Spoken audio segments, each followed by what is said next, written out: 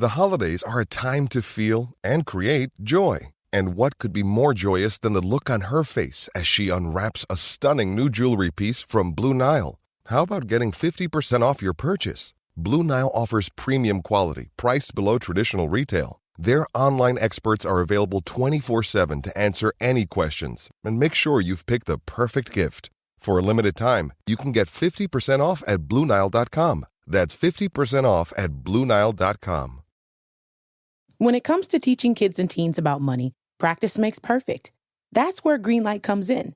With a debit card and money app of their own, kids learn to earn, save, spend wisely, and invest. Parents send instant money transfers, create custom chores, and automate allowance, while kids track their spending, set savings goals, and practice money skills they can use today and for life. Get 1 month free when you sign up at greenlight.com/podcast.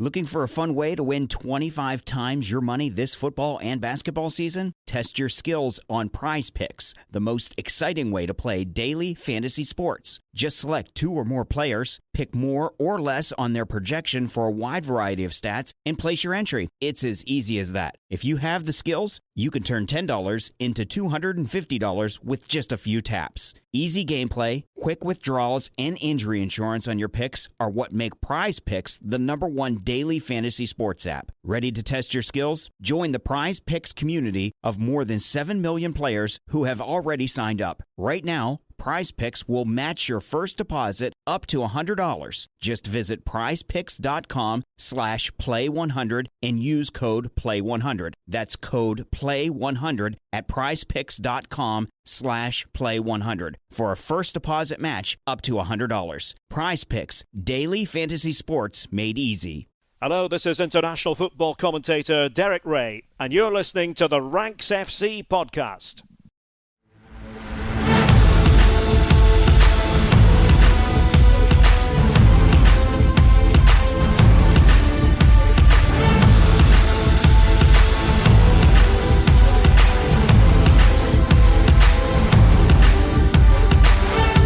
Hello, Rank Squad, and welcome to our first interactive transfer show here on Preediction. We are the Ranks FC podcast. My name is Jack Collins, and I'll be your host today, and I'm joined by the full squad. The Rank God, Mr. Sam Ty. How you doing, mate? Hello, my friend. Very well. Very excited for this. Yeah, I'm very excited. It's all very, very fun, and I'm looking forward to a good evening. And the man of the moment, our transfer guru, Mr. Dean Jones. Yeah, it's nice. It's good, mate. It's not only do we have people joining us, but you get to see each other in real life. We just do be stuck to the screen and seeing each other through Zoom calls or whatever. So it's nice to see you two as much as it is to see everybody else in the Rank Squad joining. Yeah, absolutely. In the flesh. I'll repeat this a couple of times, but if you are ready to jump on and talk and ask us your question, you just have to do the raised hand icon, which you'll see on your screen. And our friends over at Preediction will make sure that you're lined up and ready to come on and chat. So we're looking forward to speaking with a whole host of you today about a whole host of topics. But I think we should probably kick things off with the big news of the last couple of days, which was Kylian Mbappé, who has said to PSG that he's not extending his contract past 2024. He sent them a letter.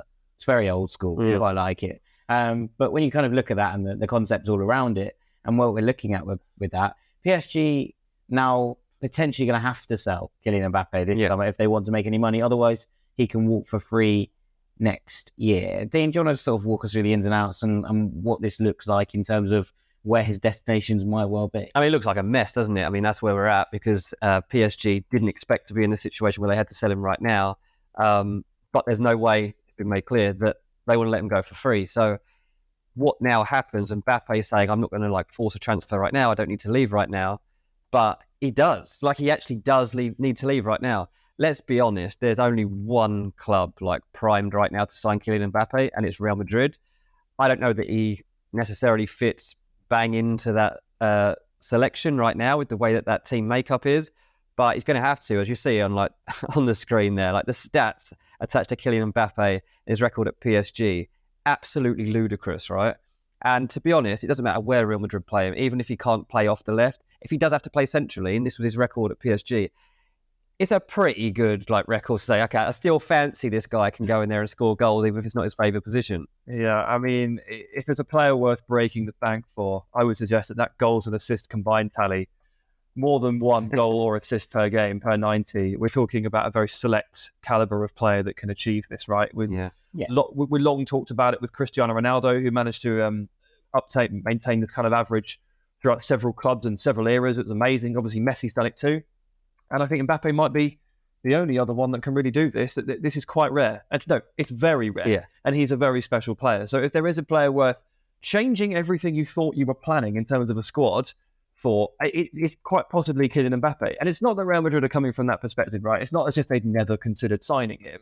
But I would be willing to argue that they're not in a position right now where they thought they were ready to do it. Yeah. That they would have a spot for him. I mean, all of their moves over the last couple of weeks have been, making Vinicius front and centre.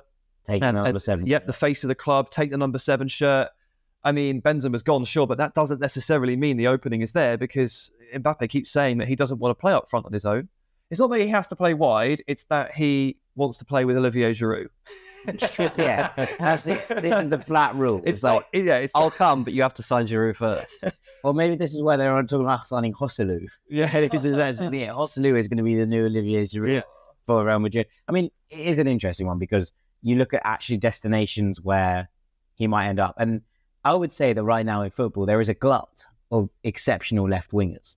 It feels like the position maybe in the world where footballers are just, there is an over talent kind of burden on that left hand side. And you look outside of what's going on in these players, in Kylian Mbappé, sure, and Vinicius Junior, but then you look to Serie A and you have Kvaratskhelia Kvaratskhelia suddenly jumping out of nowhere. You have Rafael Leao lighting things up. You come to the Premier League. We've just seen an unbelievable season from Jack Grealish. We've seen Marcus Rashford drive from that left hand side.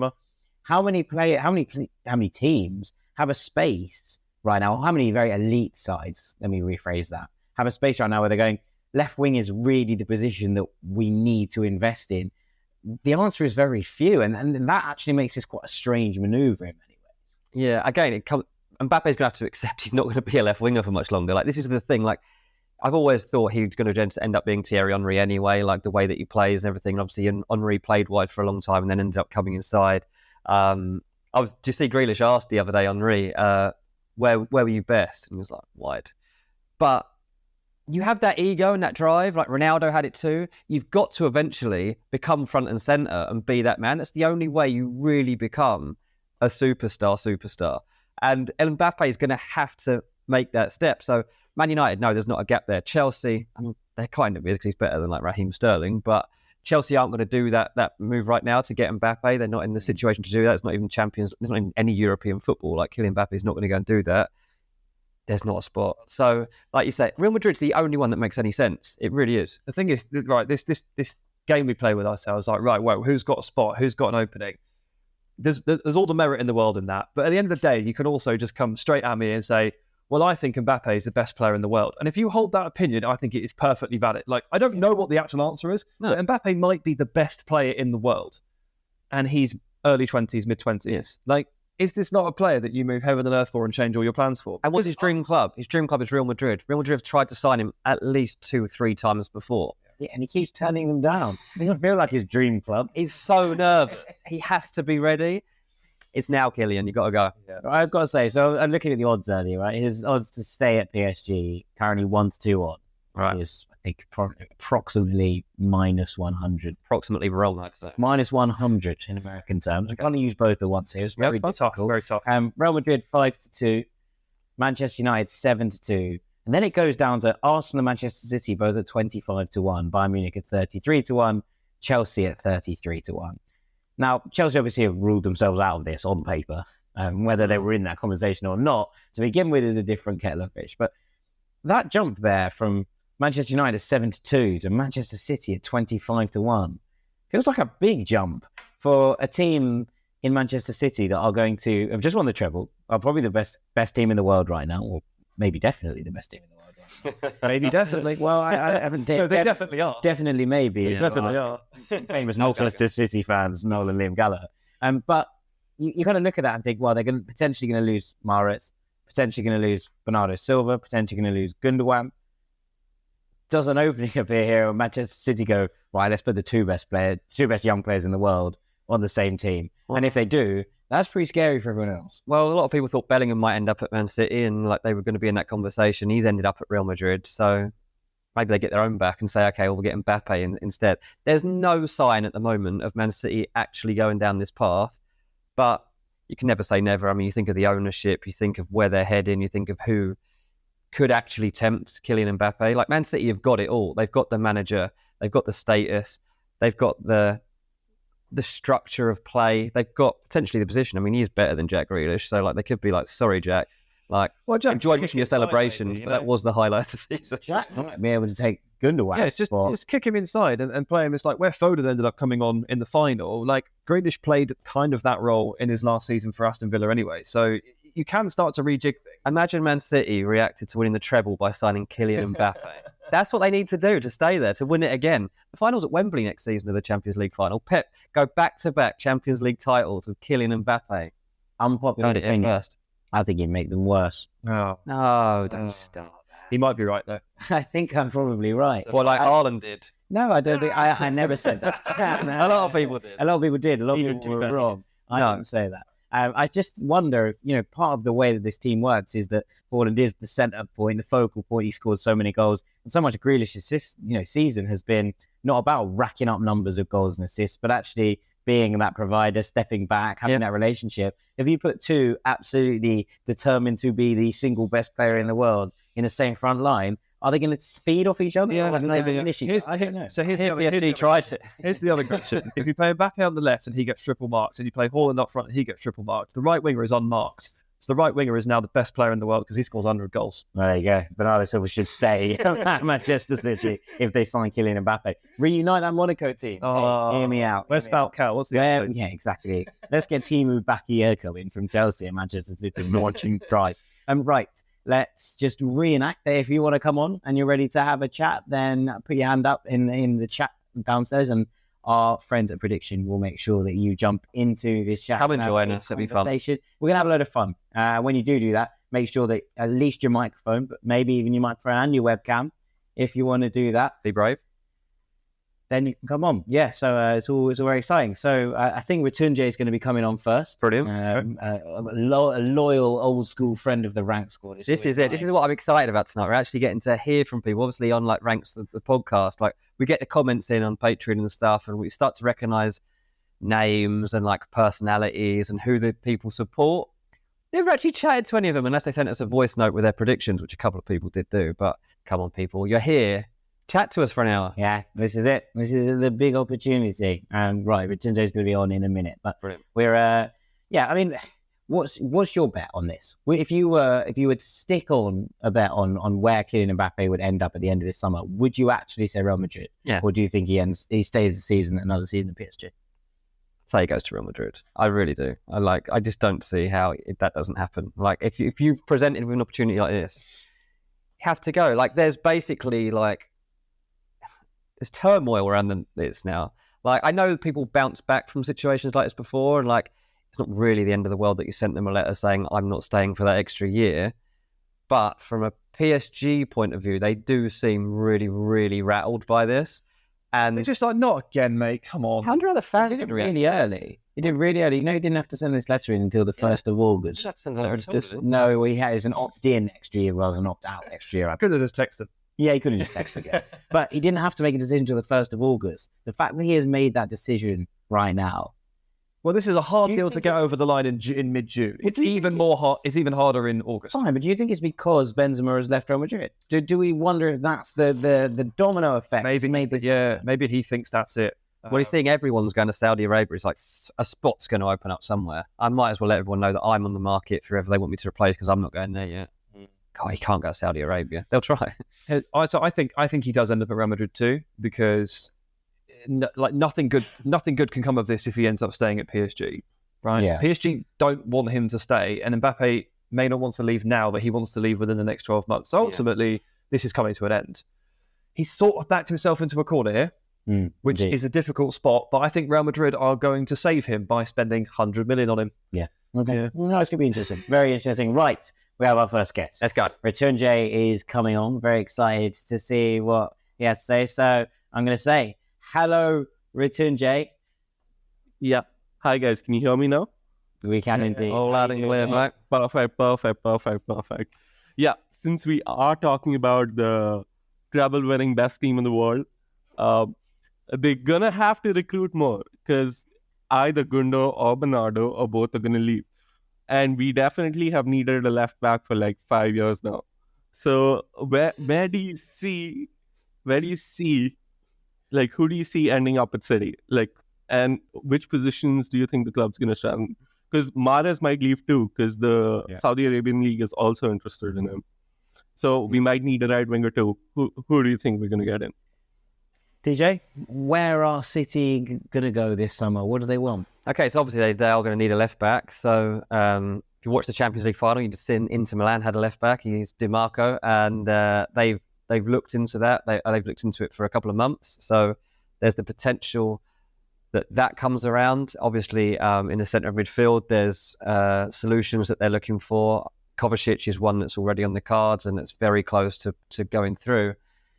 There's a very, very, very outside chance that they hijack Arsenal's move for Declan Rice. Like they have inquired for Declan Rice. That is how highly thought of he is and how they're thinking, do we really want him to join Arsenal, basically? Like Arsenal ran us closest last season. They're signing a player we could actually quite do with.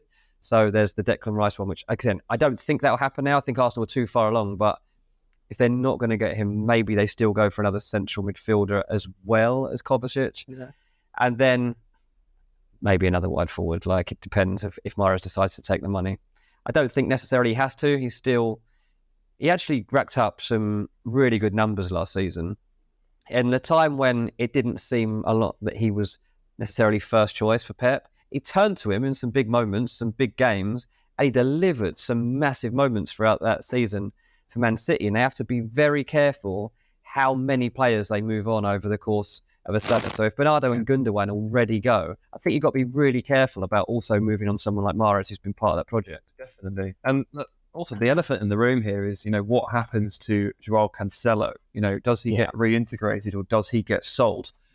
And I'm having a hard time believe that he will get sold because I think the price for Cancelo is pretty astronomical because I think everybody knows how good he is. Okay, last 6 months not gone to plan and they've got even better without him, but that doesn't take away from the fact that he's really, really good.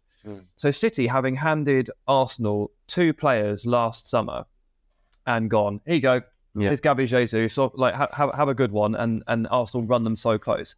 This stuff, I think they've had their fingers burnt here, and I don't think they're going to do that again, particularly inside the Premier League. They should be very, very reticent and very careful about this. Yeah, they should be, but I don't think they are. Where does Cancelo go? Because we know that the rest of Europe struggles to match the cash of the Premier League. I think Cancelo ends up coming back into the fold. Now, I don't know what position he actually plays because they've kind of moved on from his position, but maybe he sits in and plays as, a Stones rotator. Could Cancelo cover that sort of vertical line? Could he play 6 into 8 into midfield? I suspect possibly yes. Yeah. I think Cancelo's future here shapes an awful lot of what happens over the course of the summer for City. I wonder if City go in for Kieran Tierney. Now, I know there's been a lot of Newcastle links, and I know that his injury history is not great at this point.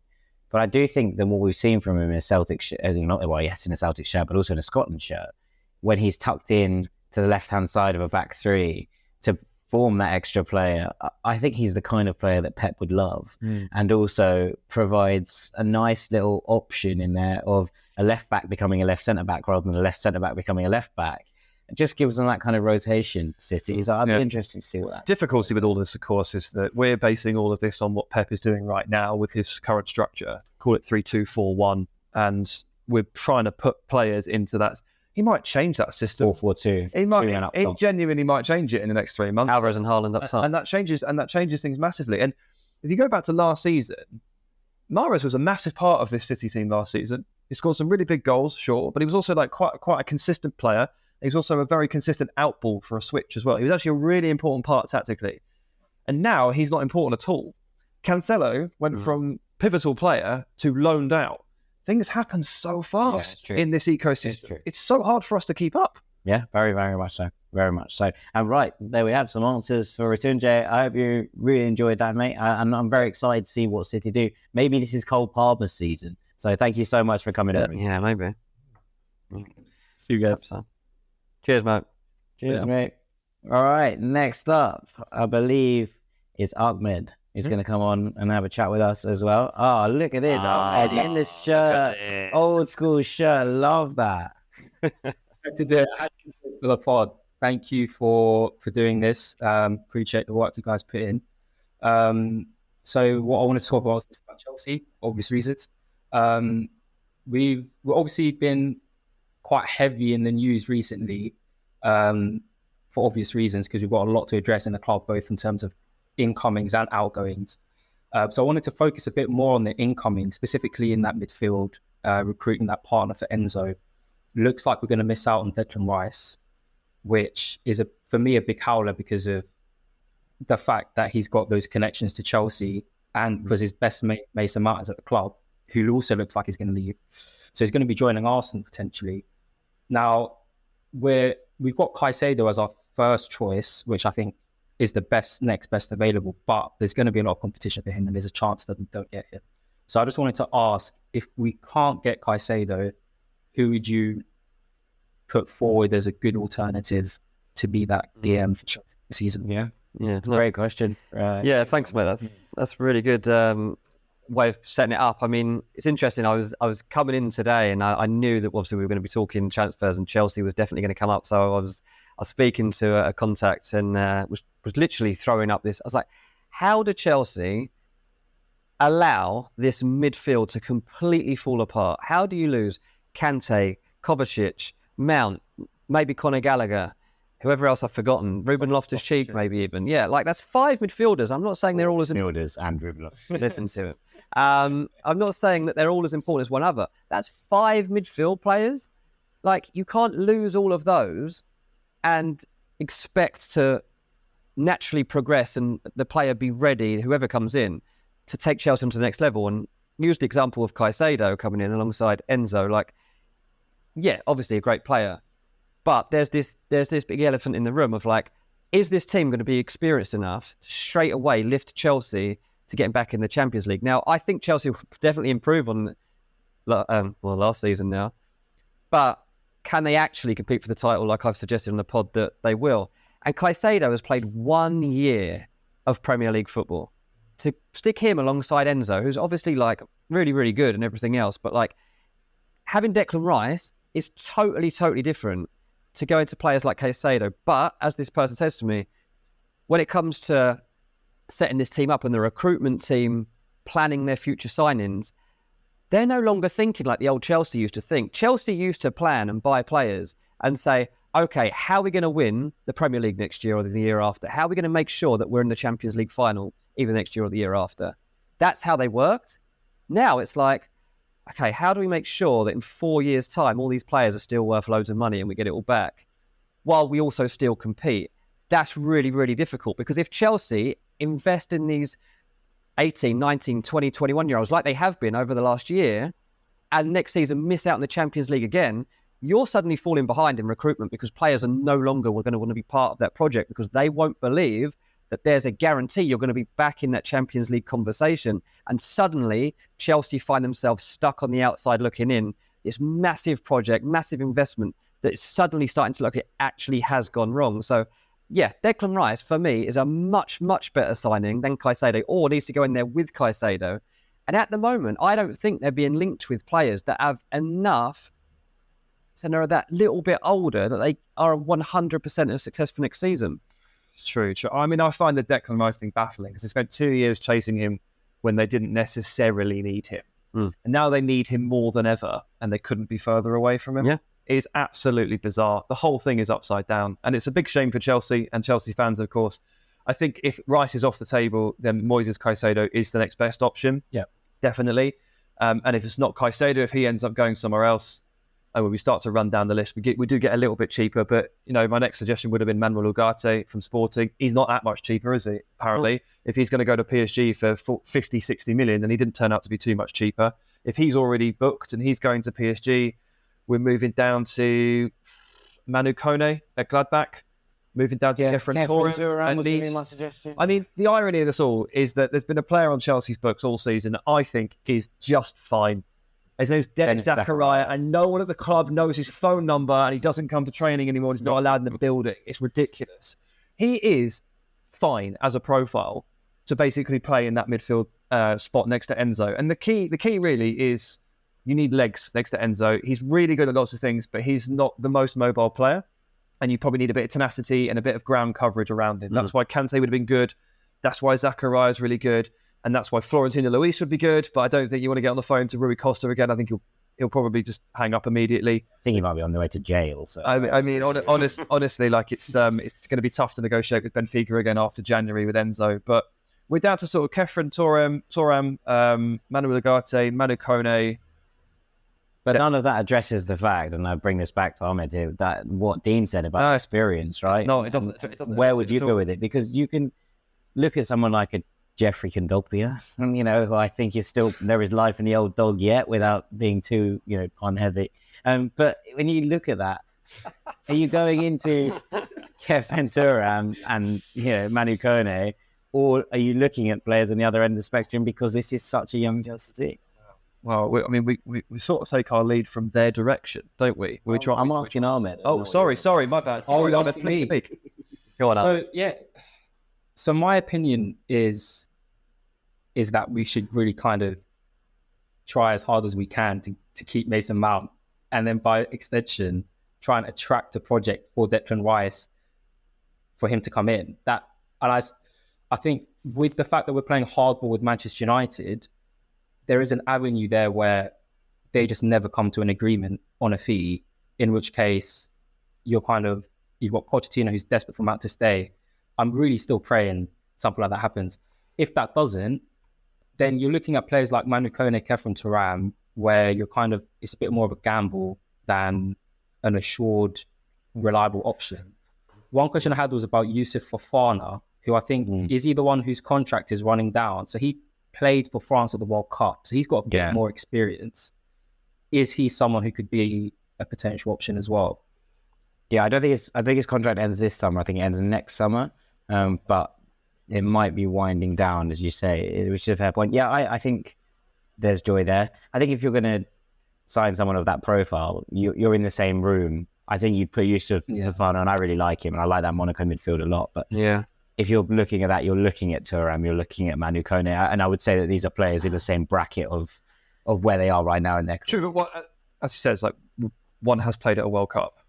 Yeah, that does count for a lot in terms of just that maturity, I think. Yeah, like in terms of Mason Mount, like I'm totally with you.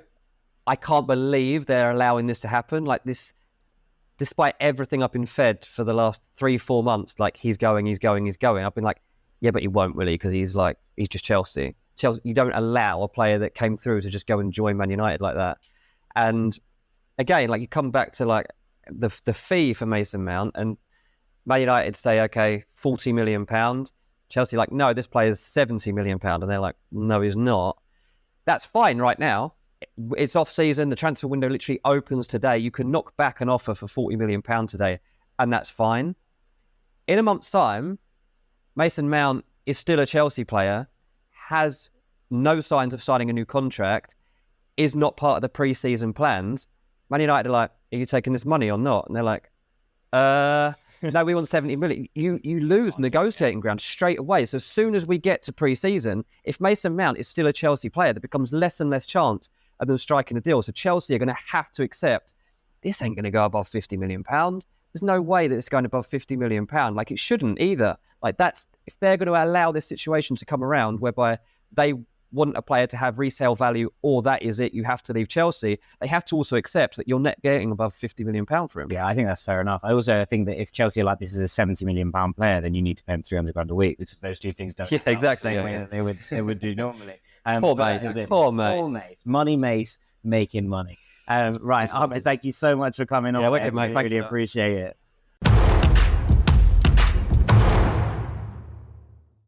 Cheers, guys.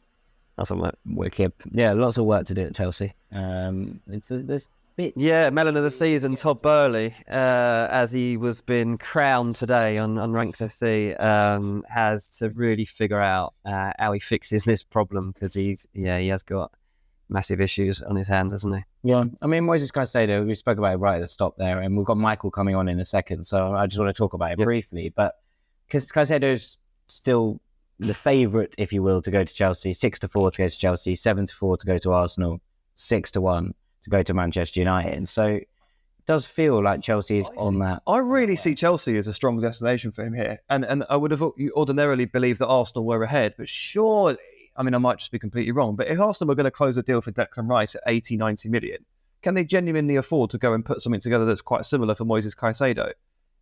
Bearing in mind they do have other positions to fill and other strengths and that they need to find. Yeah, I mean, a lot of money on a midfield, by the way, which was pretty damn good last year. Yeah, it's not the sort of midfield you look at and go, yeah, that needs total surgery. We've got to spend at least 160 million. They're losing, obviously, Granit Xhaka, and there is talk that Thomas might be on his way as well. So if you do lose both of those players, then suddenly you do need two good, high-class centre midfielders to go and. Oh, certainly get it. Certainly get it with Xhaka, and then I see Havertz linked as well, and I'm like, lots of things to think about. Right, Michael's here. Let's chat to Michael. Michael, how you doing, mate? I'm doing well. How are you guys doing? Yeah, really good. Really good. What's that shirt? That's cool. That's San Diego Loyal, baby. Oh, I love it. Come on, do you know? Dean's I know it. I'm trying to get to a San Diego Loyal game end of July, yeah. So, Michael, have you been to many games? Is it good? I'm a season ticket holder. No way. Yeah. Oh, mate. I'll meet you at the game. Take him with you. I'll get you a ticket. Yeah, I've basically got back-to-back games lined up. I can't remember who Loyal play. It's like 25th of July or something. And then the week after, I go to San Diego Wave against Angel City. Oh, man. So that's my schedule. So, yeah, I'll hit you up, mate, for sure. Fantastic. Please do. Michael, what's your question? Yeah, so I have a couple. First of all, thank you guys for hosting this. This is really cool. And you guys are probably the best football podcast I listen to, even though I listen to like 4 or 5, but you guys are awesome. I'll start off that I don't appreciate you guys mentioning Kefren Turam to Ahmed because my Liverpool team are looking for a couple new midfielders, and he's kind of at the top of the list. So a couple questions. One is, obviously, Liverpool, they do their dealings kind of on the down low, and we really don't hear anything much until kind of it happens. McAllister might be that one exception that I've seen so far. So I wanted to know from Dean, how likely is that Kefren Turam transfer? Because it looks like a pretty nice fit as a box-to-box with how big he is and physical and just overall studly. And then I also want to know how valid these Chiesa transfer rumors are, because I think we might need a backup for Mo for AFCON, but I'm not sure how likely we are just to spend 35 mil on a whim because he's available, because Juve's in financial troubles. And the last question goes back to Thuram, is how good can he really be? Because he's pretty crazy physically, and I want to know. I've only been watching him for the past, couple months, watching some Nice games, but want to hear what your opinion was from you guys. So thanks so much. Yeah, wicked. So obviously, like Manu Kone and Kefren Turam have talked like they're like joined at the hip. Whenever like every single Liverpool story is like, well, it's Turam and Kone, like they're inseparable, and it's like they're not the same person. Like you can talk about these two separately. And I personally, from conversation I've had, I think Thuram seems more likely than Kone. That's the reading I've got of it so far. It's really difficult with Liverpool, I'll be honest. Like, getting easier because the McAllister thing was like, as Mike says, it was kind of like quite well publicised. Because it was well publicised. It was only well publicised like 2 days beforehand, and then suddenly it all was through. It was like, right, it's done. It was months of probably. Well, his agents made it clear. It came through like that he was leaving. So that was fed that he was leaving, and then it became possible for it to become more of an open secret that he was going. So I think it was one of the rarities of Liverpool, like being openly talked about that a player was joining, and then it actually happened. I couldn't figure out if that was because he's Argentinian and their press are prolific, a little bit, because their front office is changing now. Obviously, like, will that genuinely change the way Liverpool do business, and whether or not you can hear a little bit more? Maybe, yeah. I mean, it's definitely been a bit different this year. I mean, I've got a list of players I was talking about the other day, and like they talk about James Ward-Prowse. They were looking at Ward-Prowse was linked for 25 million from Southampton. Like, one, he's not leaving for 25 million pounds. Two, I don't think this is your problem. Like, Ward-Prowse not good enough for them. Is not good enough. Not like, you're not just looking for someone who's good at set pieces here, and you're looking for someone who's got legs, who is technically able to like keep possession and intercept. Like, he's just not any of those things anymore. James Ward-Prowse had a poor season, to be honest with you.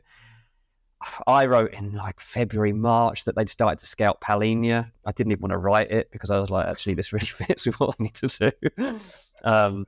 They haven't followed that up, so I hope they don't, but they probably should, because João Palhinha's energy in there would probably allow a lot for that remaining Liverpool midfield to actually thrive upon. But yeah, I think Khéphren Thuram looks like a really good fit. Okay, I haven't seen a lot of him either, Michael, so I don't know enough about like what you would actually be getting in this team, but everyone I speak to seems to think that makes more sense. Yeah, so they're sort of being touted as like, you can have one of them, like which one would you like? And in doing so, we fall into a little bit of a trap there of potentially sort of labelling them as exactly the same player, which is not fair because they do have differences. Oh, yes, they both have great energy. They're both box-to-box players, but great double pivot. I mean, yeah, they could be great together.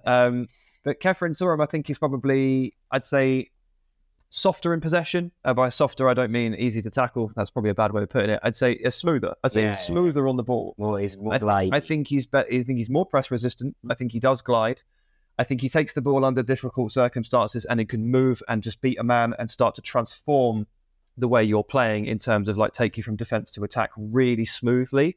He's really nice to watch, isn't he? He really does glide.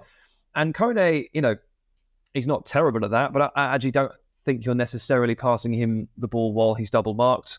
I wouldn't trust him necessarily in those areas, but I do think that he's a bit of an off-the-ball destroyer. I think he's got great energy. I think once the ball gets into the middle third and it ping-pongs around, he's on it and he wins everything. Mm. So while they do have great athleticism and great qualities, I think Thuram suits a top team, just a little bit better, maybe, if you're looking for ball progression. I think Liverpool might be looking for that. Yeah, I think they might be looking for a bit more ball security. I don't think they might be looking for both, and I think it would be not a bad double deal here if they bring in McAllister at the top of this kind of triangle, if you will, the kind of 10 in name, although we know Liverpool don't necessarily play with a 10, and then you play Thuram and Kone alongside him. You're looking at a lot. Like we've spoken all season long about the fact that Liverpool have struggled in midfield, and if they go and they sign these players and the kind of money around both of them was talked at around the 40 million euros mark. So let's say 35 million pounds. If you sign them three and Alexis at these funds, you've signed all three for less or about the same as Chelsea signed Enzo Fernandez for. Yeah. That is an incredible and Bellingham to Real Madrid. That is an incredible revamp. I mean, we should remember, like, Curtis Jones came in at the back end of last season and was really, like, he was actually like... But not the answer. He's not the answer, but he has to have chances because he was really, really good. Yeah. And they always want that, like, homegrown figure within that team. Yeah. Jordan Henderson, I know he's not homegrown as such, but, like, he's been part of this team for a long time and he's going to be faded out slowly. So you want like someone like Curtis Jones in there. Bajcetic obviously has like become part of that too. Harvey Elliott's there too. Harvey Elliott's there as well. Not physical. So are we convinced that they need both? Yeah, I am. I'm not convinced. With all those names. I don't think Harvey Elliott can play in this midfield three for Liverpool. I don't think he's physical enough and offers what Klopp needs from his midfield. The successful midfields that we've seen under Jurgen Klopp do not include a player like Harvey Elliott. They don't. I'll accept that. But is there not a way that they can coach him into something? If they start playing a number 10. And if they start playing a number 10, then they may as well be playing Fabio Carvalho there because he's a better profile than Harvey Elliott for the 10. Another one. But I do think that you've now got Alexis in there who can play three different roles, right? Yeah. So you've got this thing. I don't think that Liverpool... I like Curtis Jones as a player as well. I like Harvey Elliott. I think they're good players. I don't think they work in a Klopp midfield three. And I genuinely believe that if Liverpool want to kick on and get back into the Champions League and challenge again for the league next season, those midfields can't include... They can include Bajcetic. I like Bajcetic. Yeah. I think he fits the bill. I don't think they can include the likes of Harvey Elliott and Curtis Jones on a regular starting basis. They can have places in the squad, in the moving in and out. But Curtis Jones would be happy to play 15, 20 games a season for Liverpool for the next 10 years. He's played 10 straight at the end of the season. He's got a taste for it now. Yeah, that's true. There's the Europa League campaign to think about as well, so he can play that. That's true, yeah. Very important. Okay, right. So we have another guest coming on in a second. I believe that Douglas is going to be joining us. Looking forward to that one. I will keep you updated when he's ready. He's in, mate. He's there to get through. Douglas. Yeah, he's in it. Hey. Hello. The Bayern shirt on. Very good vibes. How you doing, man? Well, trying to manifest Rice to Bayern because I'll do anything. Oh, wow. You'll be there all day. Yeah, I think that one's gone, hasn't it? It was never there, mate. This is not obvious. I'm a West Ham fan, so the last thing I want to do right now is talk about West Ham transfers, because that means Rice to Arsenal. So I was going to ask actually about the best competition in the world, which is the Conference League, surprisingly. Yep. And I was going to ask about Aston Villa in the Conference League next year, because after watching what that many games a season has done to West Ham for 2 years, I'd be worried if I was a Villa fan right now. And I've also seen some crazy stuff like them with Dybala links and stuff like that. That's just not going to happen. So realistically, how do they prepare for the Conference League? Yeah, buy 10 players. Yeah, well, it feels like they're on the hunt for everyone. Sam, I mean, this is a good time to talk about Villa, I think. And this is a squad, and I think Doug will probably agree here, that when you're looking at West Ham this year and you look at the Villa squad and you look at Emery and Moyes, if West Ham this season can go and win the Conference League, and they were absolutely excellent towards the end of that competition, then Villa have lots of opportunity and will feel that this is a very winnable thing next season.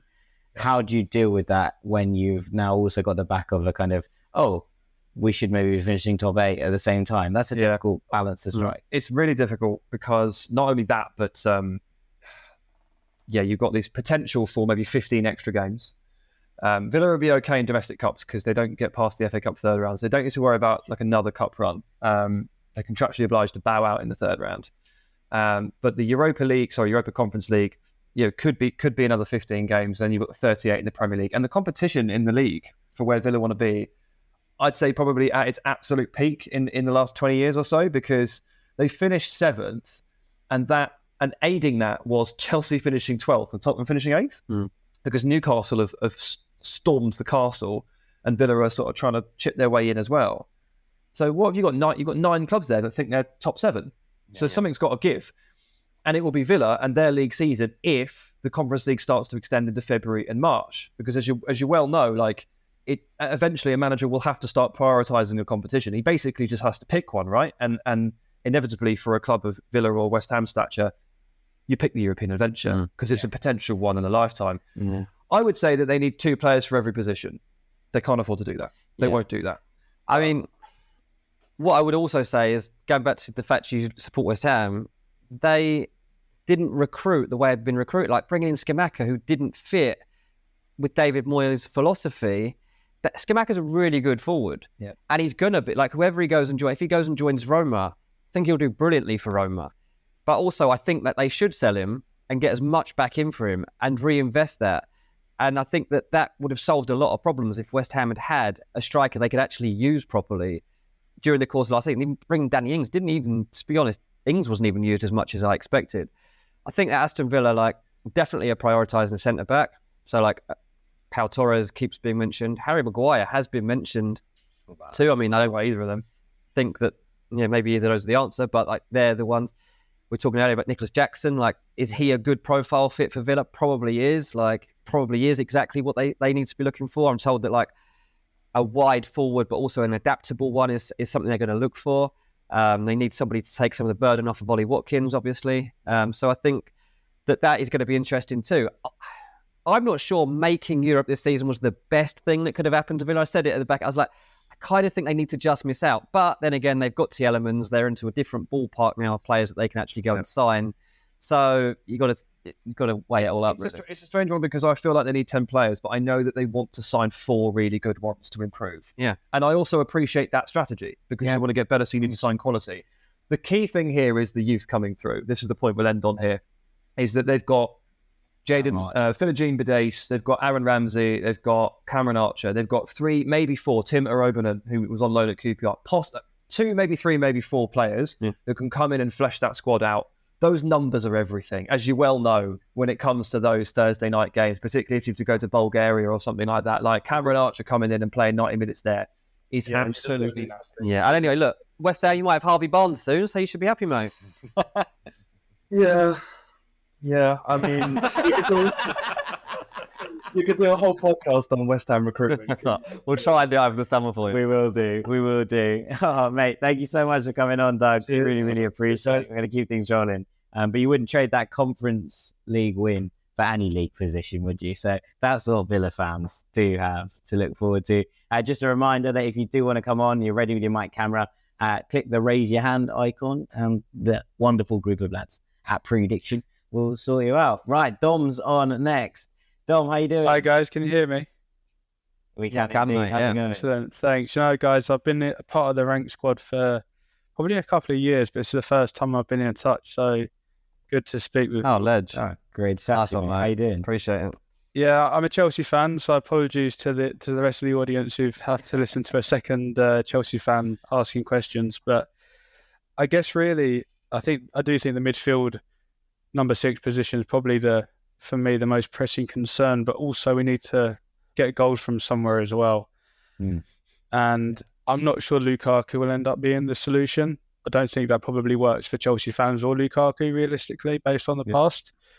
So just keen from your perspectives, who do you think will be targeting realistically? And if one or two of you can maybe give a bit of a prediction for who you think will be starting up top next year for us, because I don't think Poch is like previous managers we've had who are comfortable to have a sort of a roaming or a sort of a false 9 sort of position. I think he'll want a fixed 9. Yeah, thanks. I agree. History suggests that he likes a big man. He does, yeah. Although he's always inherited those big men, so I can never be sure. Yeah, that is true. Dean, what's the situation? What's the Chelsea striker situation? Then we'll have a think about how they all might play out. Yeah, so obviously waiting for Lukaku. They've been having to have this conversation. I don't think it is ideal for anyone that he would be back in there. And my hunch is it won't happen. I think he'll probably will either stay at Inter or go Saudi Arabia or somewhere else, just to again try something fresh. He's not against going back though. Like I've read a couple of places saying Lukaku doesn't want to go back. He understands he's a Chelsea player. I've spoken to people that are close to him. And they're like, he will go back. Like he actually thinks he would do quite well in that Chelsea team. So I don't know if I believe that. If you go through the profiling of like what Chelsea are looking at in other positions, you've got to be realistic about what kind of 9 they would actually go and sign. If we're looking at age profiling, resale, but also goal scoring pedigree, Osimhen's probably the one. Like that is the one that guarantees goals. Chelsea number 9 doesn't ever guarantee goals, no matter who they get. But like that is probably your closest you're going to get to a guaranteed Premier League goal scorer in that side setup for next season. And they know that. Like I think Osimhen would be the dream signing for Chelsea as a number 9. It's 110, 115 million pounds if you can even get him out of Napoli, which now Spalletti's gone, I think is probably more doable than it was. No one wants to pay Osimhen money for what Osimhen is worth. This is something I've noticed. Everyone seems to balk at the fee. Everyone's like, 110 million for Osimhen. We've been paying that. Why? Yeah, it's like they pay it for Kane, but not for him. Like, it's like, well, just go do that. Like, go do it. Otherwise, if you're just looking at people in the age, like I see, like other players that are being linked, just not convinced. Like Lautaro Martinez keeps getting mentioned to me. I'm like, I don't think Lautaro Martinez is the best player. So I'm trying to remember who. Pochettino's not going to play him as a number 9, is he? No, exactly. The budget alternative, and I use the air quotes because it's not budget at all, it's going to cost absolute tons, is Randall Colomwani. If you can't get Osimhen, but you want someone who can do a lot of what Osimhen does, £85 million. Randall Colomwani is potentially your answer. Vlahovic. I like Vlahovic. Vlahovic is a bit cheaper. That's not a bad shout. Million is the Rasmus Højlund is the other one that you got to be careful though. What do I always say about the Man United thing? Playing up front for a club like United and a club like Chelsea, it can be tough when it's not going well. Look at the pressure. Look at Kai Havertz's face when he misses yet another chance. You need a fair bit of experience here. Rasmus Højlund here is not wide. It's too early for anybody for me. I think there's a couple of things I would add. There's a couple of free agents on the market that Chelsea should be in the discussion for. They should be in the Marcus Thuram discussion. And I think that's something that doesn't seem to be being thrown around at all.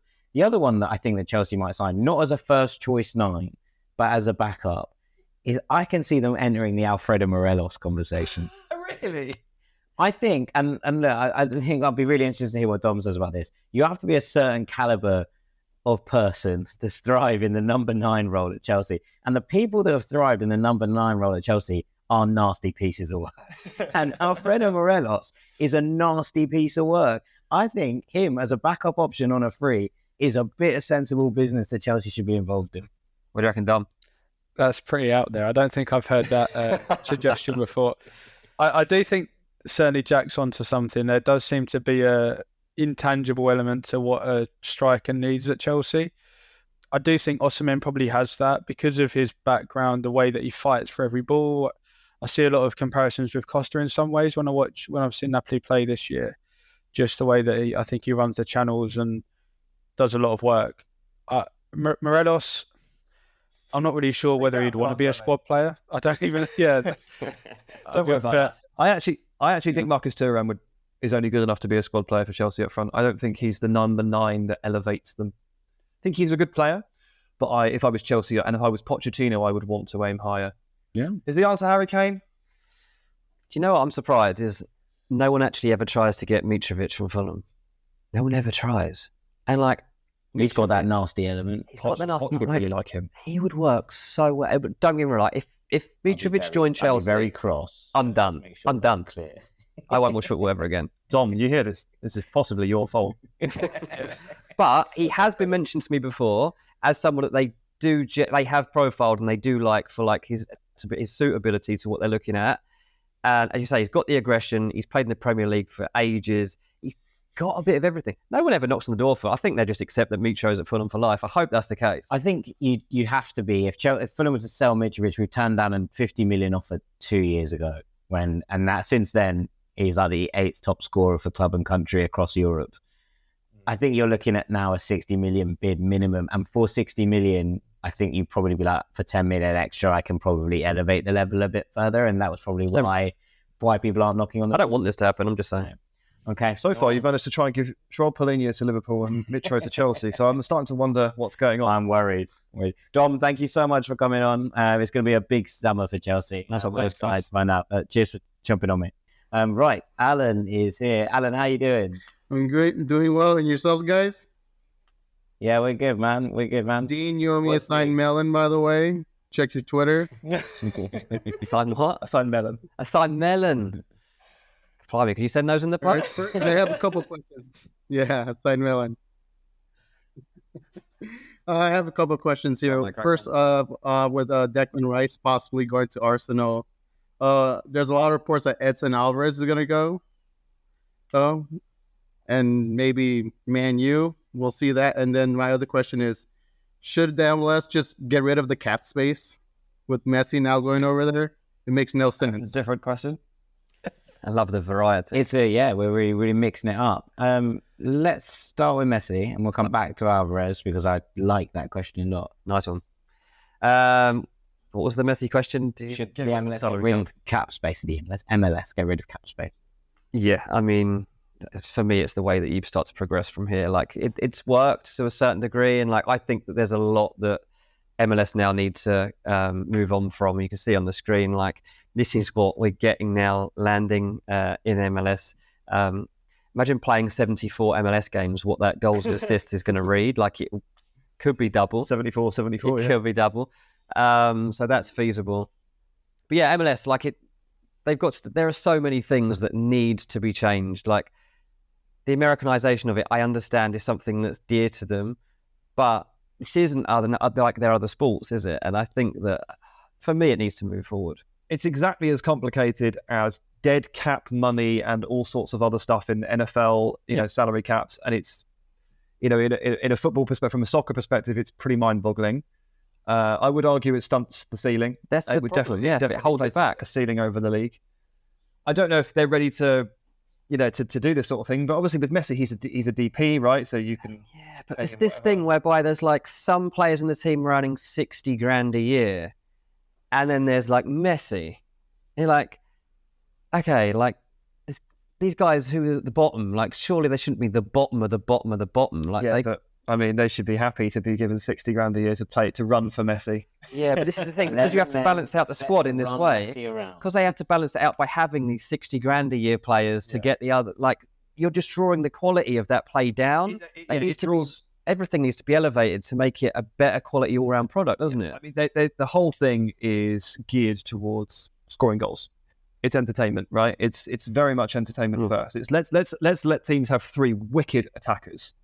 and not very good defenders. And then hopefully the attackers will score loads of goals and it'd be so good. That is basically the philosophy of MLS. And it's not going to cut it as they start to hit new heights. I've got to say, there's plenty of merit in what both of you are saying, and I agree with you on principle. But in an era where we're seeing the financial elite pull away from everybody else in Europe, I think a salary cap in Europe or in the Premier League or individually within leagues is something that I would rejoice at being put in place. Because I think that there is an element there where you actually stop people just being able to fundamentally buy stuff. And so therefore I would say that there is, you can have as much money as you want to buy a thing, but if you can't use all that money, it doesn't make it changes the element of it. So Harry Maguire is on 60 grand a year now. Well, so we're raising the salary cap. I think we should raise the salary cap rather than get rid of it, right? That's probably where I get to. Right, let's come on from that and go to Edson Alvarez, because this is a really good question I really like, and there's lots going on. I just lost my microphone to talk about Edson Alvarez. I'm not his biggest fan. No, I'm really not. Alan, are you particularly attached to Edson Alvarez? Yes, I'm Mexican myself, so I'm very. Yeah, I've always liked him as well. What do you like about him though? Like, what is it about Edson Alvarez that you think is so good? I mean, he holds it down in the midfield. We've had a history of like great center midfielders. I mean, with like Herrera, now he's kind of past his prime. Before that, with Dorado and so on, and just been there. I mean, before he played center back, so even if we need him to be in the midfield, he could also go back to the defense. We need to, and he's just one of the better players to be physical out there, because as Mexico's not as physical as any other countries sometimes. Yeah. So where would you want him to go? Because like he could end up at Dortmund or he could end up at West Ham. If I had to choose, I think he would probably go to. I think Leverkusen would be pretty good for him. Yeah, like that. Oh, that wasn't Leverkusen. He's found a better one. He's found a better one. I think he'd be great there. I mean, Dortmund would be great, but I think he'd thrive more at Leverkusen. I'm intrigued about Bayern, because obviously Chelsea tried to buy Alvarez twice when Tuchel was in charge. And those bids were 55 and 60, both knocked back. Now, I think I actually accept lower than that this summer, because obviously they have a summer to scout and bring a replacement in. But Tuchel is at Bayern.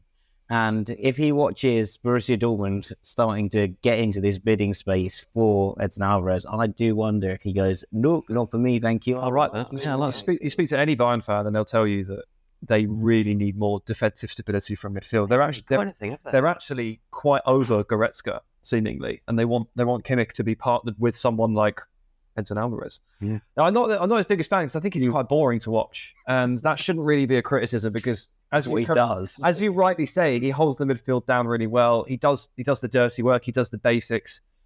I do think he's a little bit technically limited, and context of an elite side, I just feel like if that midfield got super intense and they were in the middle of a Champions League duel, like I watched with, say, for example, Bayern Munich playing against Barcelona this season twice in the Champions League in the groups, when it gets fast and furious, the players that aren't quite technically there, they get found out really, really quick. And I was surprised to see that the player that stuck out for the wrong reasons in those duels was Marcel Sabitzer. And he's way more technically astute than Edson Alvarez. So that's my concern with him. And I feel like at Ajax, they sort of made his role very easy and very simple. 5-yard passes, just do the tackling. He does valuable things. I just wonder if he scales up to the very top level in the right way. I've always worried about that. Fair enough. Yeah, well, let's get there. Let's get him there, as you say, and we'll see how it goes from there.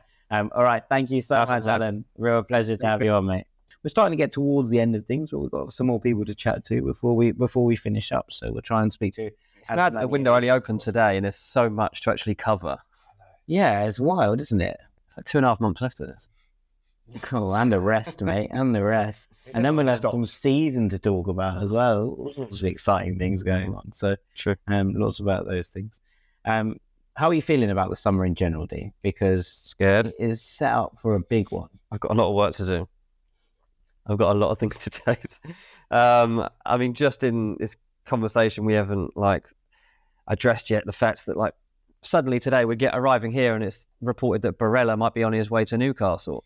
You're like, what? Where's that come from? Like, I've heard whispers of it coming into the week, but like, didn't take it that seriously, to be honest, mainly because like Inter Milan's whole team seems to be up for sale right now. And I'm like, well, this can't be true. Like, they can't all be leaving. Well, they usually have to sell one or two. They usually have to sell so one or two. So you've got to pick which one you think it is. Yeah.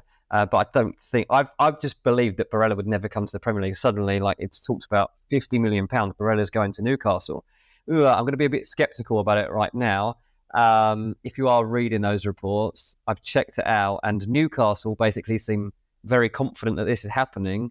At the Italian end of things, they're like, no, we think they've got a bit carried away. Maybe they're running before they can walk with this one. Like, there's something in it, but it might have gone a bit fast too quick. Can we just say that it won't be 50 million, it will be more? If that is 50 million, then Liverpool have made a real mistake. They're basically in conversation. That would be my take on the matter. Yeah, that would be true. But yeah, that would be a massive one to have. All right, Manny's with us. Okay. Yeah. Manny, in the gear. How you doing, mate? All is well. How are you guys? Yeah, really well, mate. Really well. How's things? I'm enjoying the session, and I thought of prolonging it. If I ask the question, is Frankie going to Manchester this summer? I don't know if that would prolong it, Manny, because I think it's the kind of thing that Dean would just be like, we're shutting this whole thing down right now. I think that's a stretch, but I don't think he's going to be leaving Canada. That would be like, apart from the number 9, that would be the guy that they would go for. Like, Ten Hag loves him. Like, he thinks that he is the piece that just connects everything together. Right. And he's right. The problem is he's at Barcelona and he doesn't want to leave Barcelona. And he's now a really cheap part of the team. He's actually become part of it. Like, since this rumour began, it's like Barcelona have been like, why are they so keen on him? Let's watch him. Oh, yeah, he's really good, actually. Yeah, we should probably keep him. So, yeah, I'm afraid I don't see Frankie happening. Like, so you've got to start looking at, like, where else they might go. We haven't talked about Romeo Lavia in this conversation today. Like, I do think that that's going to come through as a narrative very quickly soon. There's going to be a few teams, Chelsea, Arsenal, Man United, that all have to look in that direction. Again, he's in that Caicedo boat of, like, not loads of Premier League experience, but so young and done so well in a rubbish team last season. Tells me that you're probably going to be all right, especially if it's like just under the 50 million mark. He's amazing. Absolutely amazing. I appreciate the concerns over the experience. I get it. But sometimes there's an opportunity to sign a player of this quality and you can't get too bogged down in the weeds and the details, because whoever signs Romeo Lavia next is not going to let them go. He's gone, right? He's gone. As soon as he goes to his next club, he's gone. So just make sure you're the next club. Otherwise, you miss out on him. Sometimes it's as simple as that. It's like the Mason Mount thing. So do Man United genuinely need Mason Mount? He's not a crippling need for them. No. If someone's stupid enough to sell Mason Mount, you buy him and figure it out later. Absolutely. Okay. All right, man. Have you got any other questions, or is you set? Yeah, I would also like to know if there are any news of United signing any strikers.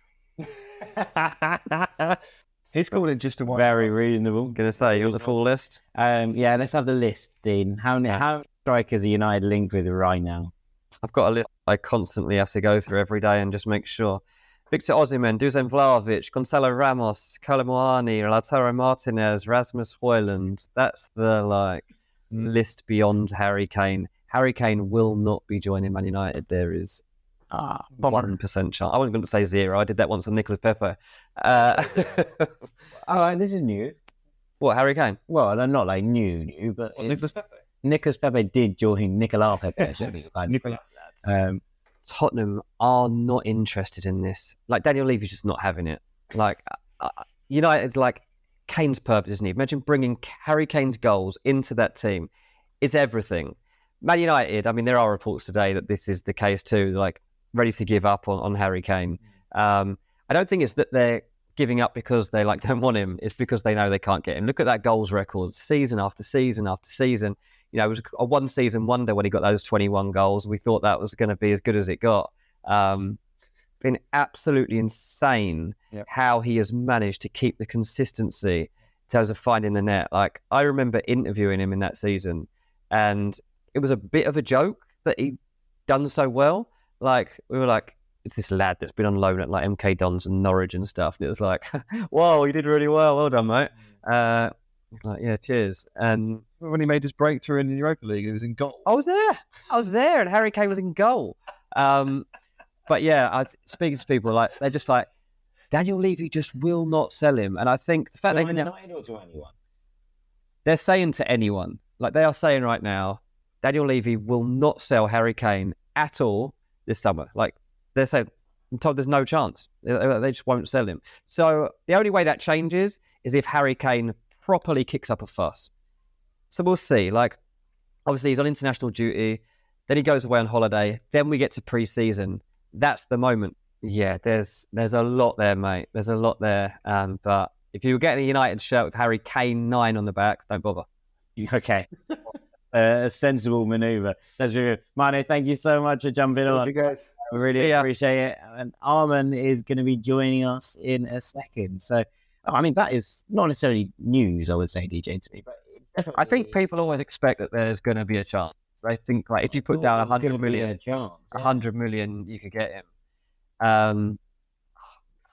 Money can't buy Harry Kane if you're Man United. I honestly think it's almost to that point. Like, Daniel Levy, to have Ange Postecoglou there with like an inexperienced Premier League manager who the fan base don't really know, to have him in the dugout and no Harry Kane on the pitch, they'd be like, and no Lloris, no captain. They're like, where's the identity of our team here? Like, we don't know who anyone is. Like, I tell you what, if Ange can give them anything, he'll give them an identity. That's he's good at. We'll give him that much credit. Everton fans once sang, I don't care too much for money because money can't buy you stones. And then they sold him the previous summer to Man City. Funny old game. Funny old game how it changes. But yeah, that is exciting. Exciting to see. Exciting to know there's no transfer happening. Well, I think so. It's going to be well, it means that the rest of that opens up, right? Because it means that if Kane was United's top striker target and the kind of guy, I honestly don't know where they land now. I really don't know. That's what I mean. That's why it's exciting, because we're on the roulette wheel of chance all of a sudden. Jack's got a horse in this race. He wants Ange to be a success, and obviously with Harry Kane and team, they're going to be an awful lot better. I've got to say, you know, of all the things, Ange has always used a really high volume presser number 9. Right? He's used these kind of players that really work out in various areas and have been hugely important to the way that his teams have worked. Kyogo's been at Celtic, obviously, but when he's not been in there, he's used Dyson Maeda as a 9, who presses like a lunatic, like a demon in so many ways.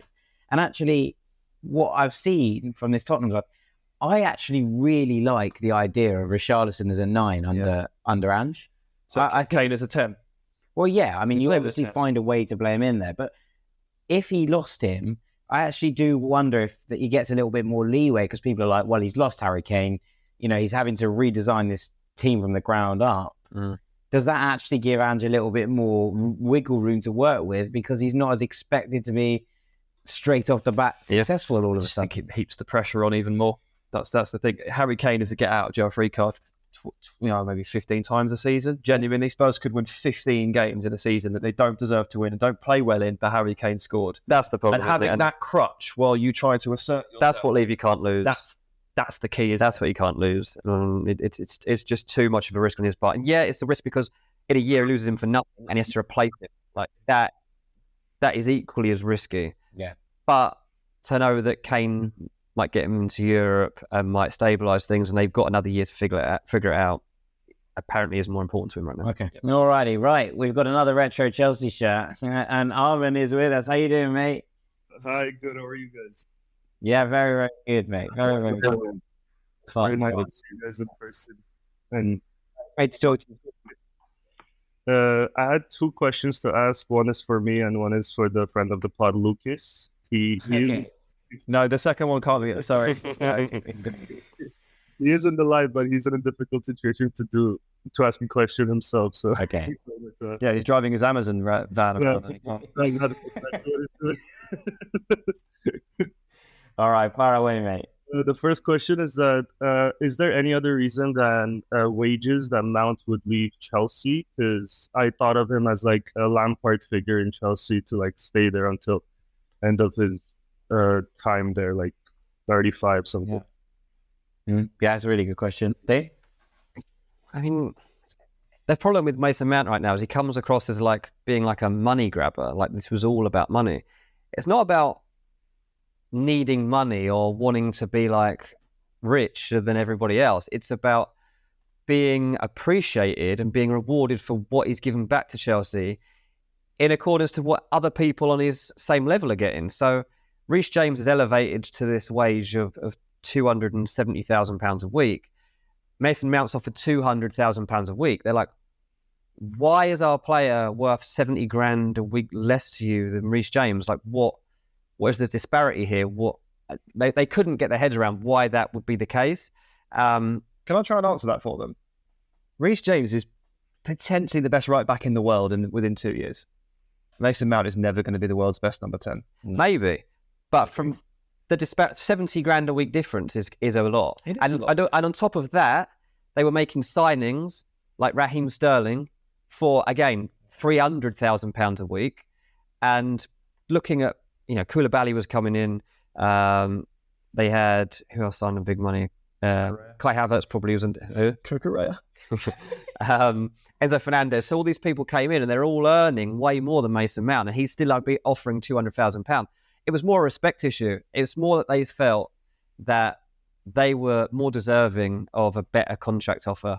And they know other people will be willing to do that. And if Chelsea, there's a lot of friction there, I'd say now. And Man United are willing to pay him that. I don't think Mount ever expected to leave Chelsea, if I'm totally honest. But he will. Like, players do move on. And as weird as it will be to see Mason Mount in another club's shirt, and it will be really, really weird if they can't solve this in the next couple of weeks. Yeah, it's done, mate. The thought of that must be giving you nightmares. Mason Mount in a Manchester United shirt. Yeah, first game next season. That is my night. Okay. All right. Let's have Lucas's question, shall we? Lucas asks, what are the strongest links for Gabri Veiga are? Because he was linked to every big club like Chelsea, Liverpool, Newcastle, and City at one point. And he wanted to know, what do you guys think? What would you guys like to see him as?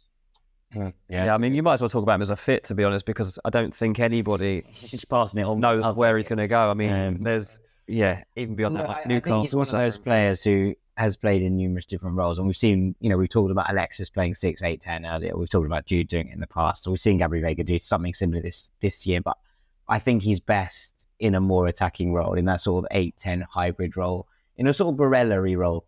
Actually, it is probably where a bit wider. Yeah, a little bit. I think that from what I've watched of him, there's elements of kind of Valverde when he's going forwards in that long stride, that ability to strike the ball distance. Is such a pure striker of the ball. But also, I think like long term, you'd be looking at a kind of Steven Gerrard-esque kind of player. The kind of physical profile, the ability to strike from range, the ability to create. I like all of those qualities, and I'm not saying it because of the Gerrard comparison, but I think he fits really well as an 8 in a Klopp system, right? Because he has the work rate, he has the defensive ability, but actually he also brings that creative nous from the midfield that I think that Liverpool have maybe lacked of late. So I would love to see Gabri Veiga as the right-hand 8 in a Liverpool team, but I don't think they're going to buy him. And therefore, I'm struggling to find the right spot for him. Right, Newcastle. Yeah, although if they're about to sign Barella, then that's going to struggle. When Barella falls through. When Barella falls through, well, I wonder how much they'd have to pay. So those are the, what's the question mark on? You're probably not going to pay more for Gabri Veiga than Barella at this point. I don't think it would be fair. No, but I think the 50 million fee attached to Barella we've got right now is a false fee, right? I mean, I think let's be honest, Barella probably be costing 80 million. Wow. 80 million. Yeah. So if Gabri Veiga's more like 40 or 50, first of all, that bankrolls Celta Vigo for a year entirely. And second is a much more reasonable price point for that kind of area. Yeah. More within Newcastle's budget. I like it a lot. And that's where I would like to see him end up. I think he'd be good at Liverpool. I think he'd be excellent at Newcastle as well. I like that as a midfield 3. There's lots of things going for that. But I just worry that it's not going to necessarily be priced out of a move, because I think that Celta will let him go when the time comes. But I do worry that the teams that maybe he'd thrive within, and actually, Liverpool and Newcastle are the two of the top tier kind of places I can see as landing spots for him. But I would struggle with him at Chelsea, although it depends what this Pochettino side looks like. I'd struggle with him in a kind of 2.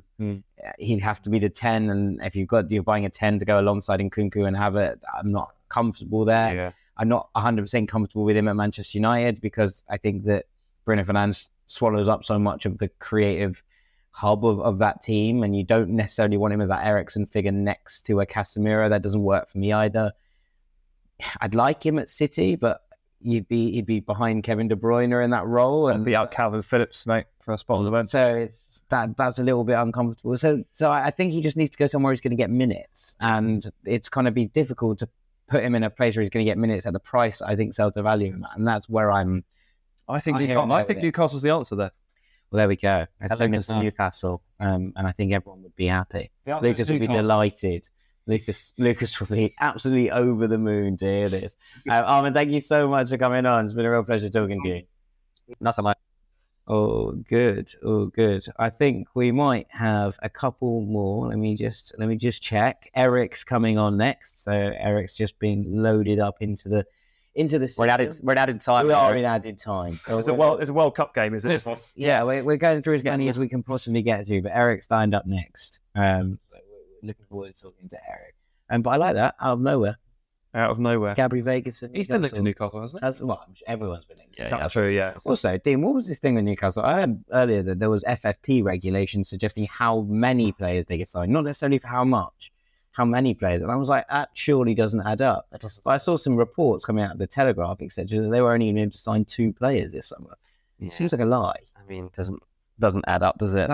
That's not how it works. Maybe they meant they can only sign 2 players because they will insist on spending £35 million. Well, they're also like leaking that, there's a budget of £75 million. They want to sign 5 players this summer, and they're being linked with Barella at £50 million. That means they've got £25 million left to buy a left-sided centre-back, another centre-half, a forward, I think a left-back. I mean, where are you going to find that? I mean, I don't blame them for trying to brief that they can't spend too much, because they will. Yeah, but it's nonsense. They will be taken advantage of this summer. Luke Edwards wrote it 2 days ago. Yeah, so basically, look, it's Luke Edwards obviously like part of the Newcastle pack, and he's well informed.